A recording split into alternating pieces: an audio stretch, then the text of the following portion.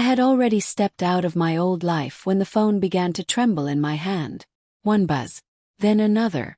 By the time the image finished loading, I was standing alone in the kitchen, bleach stinging my nose, the house scrubbed raw and quiet. I stared at the screen as if it might lunge at me. A stranger's body filled the frame, someone I'd never shaken hands with, yet somehow knew far too well. The message beneath the photo was short and smug, for careless words that froze something deep in my chest. Your wife loves this. I didn't shout. I didn't type back. I turned the phone face down on the counter and listened to the refrigerator murmur steadily, like it was complicit. The rooms felt emptied of meaning, as though the walls had already accepted the ending. 4 years, I'd existed like an object in my own marriage. Useful, dependable, easy to overlook. I paid bills on time, remembered birthdays, apologized even when I wasn't at fault.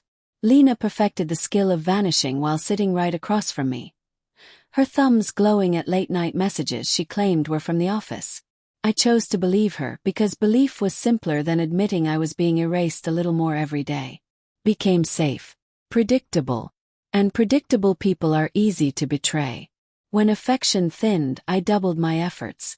When respect disappeared, I tried to earn it back. She never stopped me. People rarely do once you show them they can take without consequence. That photo wasn't the wound, it was the diagnosis. The real blow landed later that night.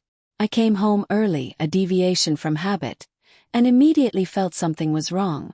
The closet gaped wider than it should have. Drawers sat crooked. The small safe was gone.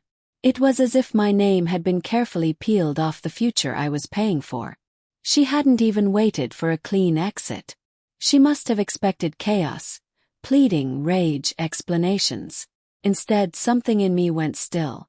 I sat on the edge of the bed, the mattress no longer shaped to me, and felt a quiet shift lock into place. The grief drained out, replaced by a cold, precise clarity that hurt more than sorrow ever had. I didn't need her reasons. I wanted balance. I wanted her to understand the weight of absence without ever laying a hand on her. So I became deliberate. Counts were rerouted. Credit lines frozen. Emails forwarded. Messages printed. Screenshots pile up quickly when someone thinks they've already won. I met with an attorney, my voice so even he paused and asked if I was certain I was the injured party. I never confronted her. I organized her collapse. The man texted again. Taunts, jokes, little claims of ownership. He wanted acknowledgement, proof he mattered. I gave him nothing except opportunity. If he wanted to plant a flag, I'd let him do it where everyone could see. When Lena returned home days later, the house answered her with emptiness. No sofa.